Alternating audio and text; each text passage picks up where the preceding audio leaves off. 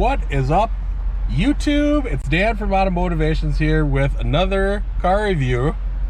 This time with my 2022 BMW M850i Xdrive Gran Coupe. Now I know that's a lot to say. I apologize. I didn't come up with the naming convention, but it's all-wheel drive. It's a Gran Coupe. It's a 2022. It's the M850i. So what we're gonna do here is, let me get my phone here because it's got all the information on it, and we're gonna talk about this car in general, what it has, what it doesn't have, and we will go from there. So get that set down in there. All right, so the most important thing, this car is twilight purple. So this is what I have. Now, if you're wondering about the shape of this car and why it's so long, that's the Gran Coupe design. So you see how the body line kind of sloops down like that? That is how it's supposed to be. The Gran Coupe is supposed to be a Grand Touring coupe with 4 doors. Who knew? Who knew you couldn't just call it a sedan anymore? So here's the car, and you'll have to I have to apologize. It's a little bit dirty. I just got it washed, but I didn't get all the stuff on there, as you can see. Sorry. So we'll have to clean that up when I get back. But you guys, look at this car. I mean, I just love this color. And I put my M plate on that I had in the garage, as you can see there, and then you can hear the exhaust. And we'll get an exhaust clip here just because it's a beautiful day out. Why not? Look at where we are at in our YouTube spot, Brooklyn Park, Champlin. Fantastic day out, you guys. Not a cloud in the sky. It's not raining. Perfect day. Perfect day for a YouTube video. Why not? Now, we've already gone over these wheels in the pickup video, but they are 20-inch wheels, 275/35 in the back, 245/35 in the front. These calipers are painted acid green. I have gotten some questions about that. I did not paint them, but the previous owner did, and I think it sets this car off so awesome. One of the things that I really love about this car is that caliper. It looks amazingly awesome. Very cool, very nice. I really like it. Now you'll notice they blacked out this little reflector here. I'm glad they did that. And you can kind of see the line of the PPF. So PPF up front, which is good, because Minnesota, you get rocks everywhere. Who knows when you're going to get a rock chip in Minnesota? It is lowered, so you will notice that this car is pretty low. And then you have the DRLs that are on, and that's the standard look for basically BMWs of this era. The new style has the kind of weird headlights. They're kind of like at a, they're taller. They don't have like that C design. They're kind of just up vertical. I don't think the new ones look very good, but this is what we got. Notice the blacked out badging. I appreciate that from the old owner. And then we got the carbon fiber hood. We'll walk around that so you can see that. Carbon fiber mirror caps, but just gorgeous carbon fiber, and just looks amazing. And it's just the stance that it gives the car. I really like it. I really like it, you guys. I really think this car might be the one that I keep. And of course I showed you the spoiler in the last one, but a very high kick up on the spoiler. I mean, you can kind of see it there. Looks amazing. It's big. It's, I don't want to say it's chunky, but it looks very nice to the car. So we're gonna get back in the car. We're gonna do some well, first, you know what, let's do some exhaust shots. Let's get exhaust in here.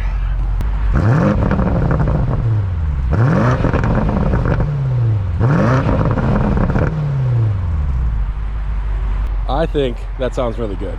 So this car has a 4.4 liter twin turbo V8. Why is that important? It's the same engine that is, well, not technically the same, but the old M5 that I had. That had the S63 engine. This has the N63 engine. So it's detuned to 523 horsepower, which I know, oh my gosh, I'm losing, you know, 77 horsepower over the M5, but I think the looks alone make it a, who cares, right? So what do we have in here for options? Now I might miss some of these because I don't have the full option sheet yet, but we do have the M leather steering wheel that comes standard on all of them. We have the M aero pack, we have the M carbon pack. So you saw the carbon that I was kind of keying in on. Some of that has been changed, some of it is still, you know, the same. The front lip, not part of that package. We have the shadow line, so the blacked out on the pillars and the blacked out grill. That's the shadow line package. Plus it also gives you the laser headlights, which I've shown in the previous video. You guys, those headlights are amazing. They're so bright, they're so nice. I've only driven this car a few times at night, but I mean, amazing. You saw the carbon fiber roof, so it's got a carbon fiber roof. You can get it optioned with the sunroof.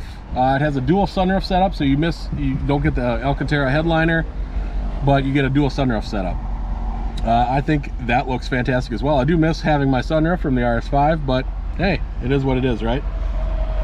We have a sun blind in the back, and you'll see this go up here. And you see these other ones go up too, which is kind of funny.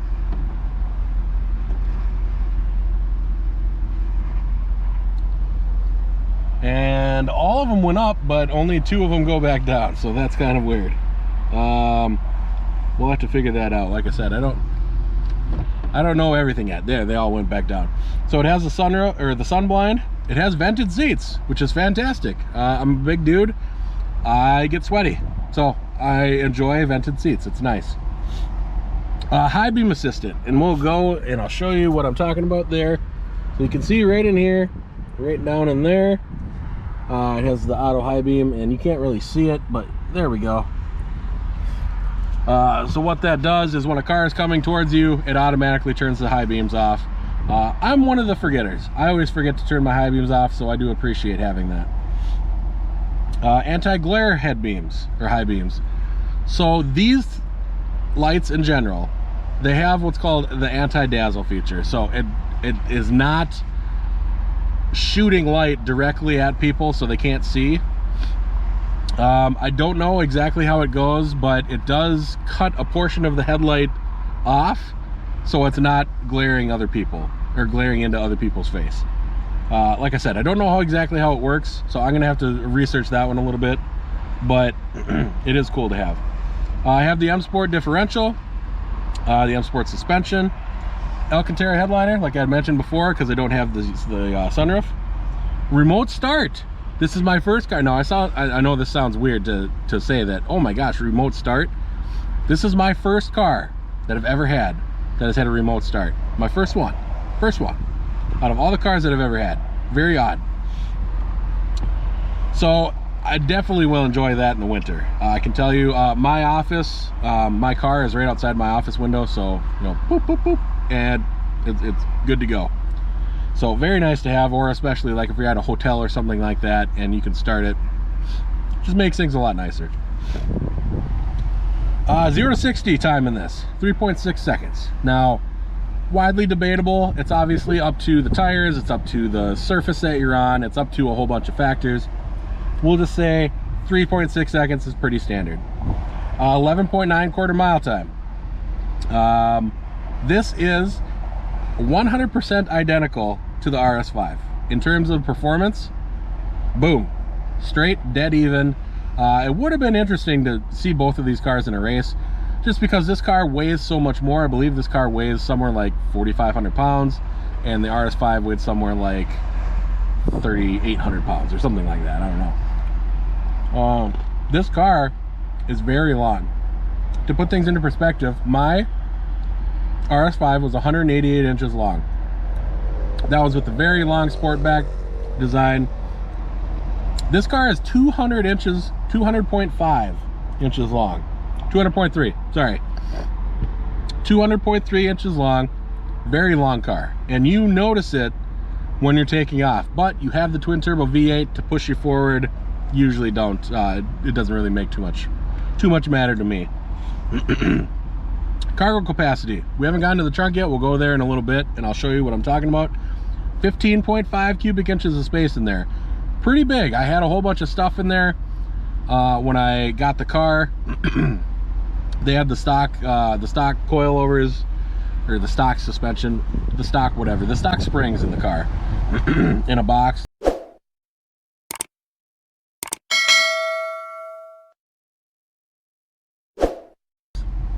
And I have the mats in there. I had all my stuff for my car. I have you know, stuff from work. I have my pillows. I have this and that. Everything fits in there just fine.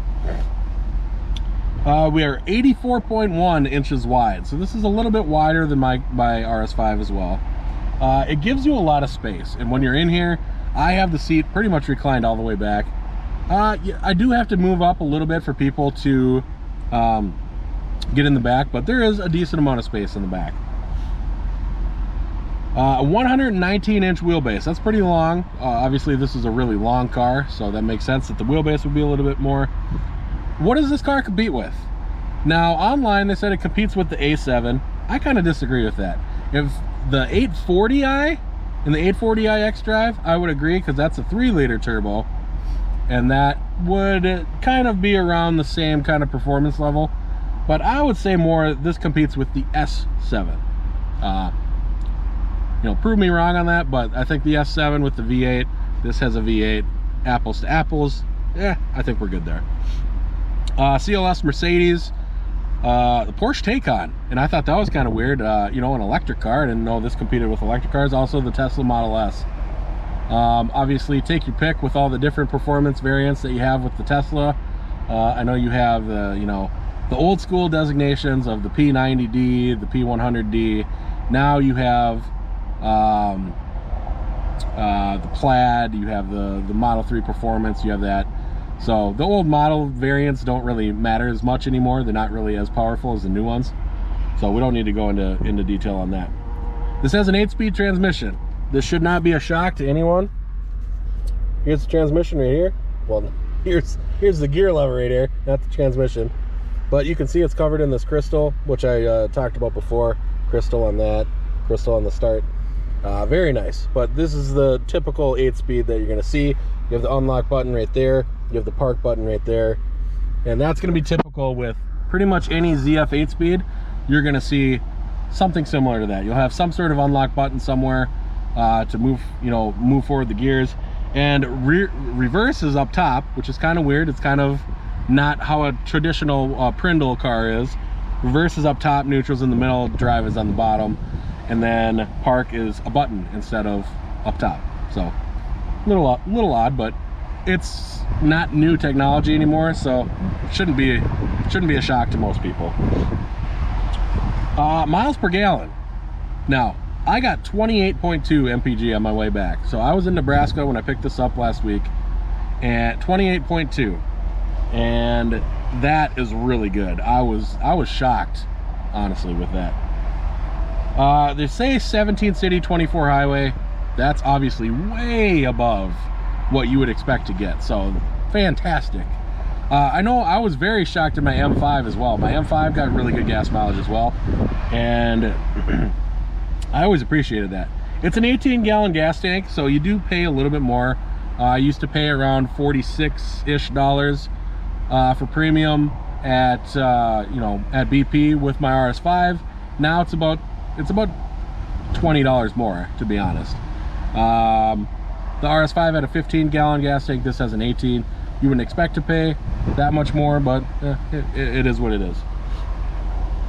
So the V6 version of this, so the the 840i and the 840i Xdrive, I had mentioned that's a 3-liter turbo. That's gonna have 335 horse and 368 torque. Why is that important? If you get the 840, it's about 40 less horsepower than the M340i, but it's in a big car, and I haven't obviously driven one, so I can't really compare it, but it's a lot less than what this car has. It's a big step up when you go to the M. So what do we have in this car that makes it nice? So we have the steering wheel. So leather wrap steering wheel, very nice to hold. Look at these carbon fiber paddles that I have. These were installed by the owner. These are not stock. but they look, oh my goodness, you guys, they look awesome. And I already showed you, but I'll show you again. We have the ability to change the channel. See? So fantastic. Very, very, very cool to have that back on my steering wheel again. You get plus minus for the volume. You have, you know, if you're going to call somebody, you just hit that. This brings up in the stack. That's your mode. We're just on the USB right now.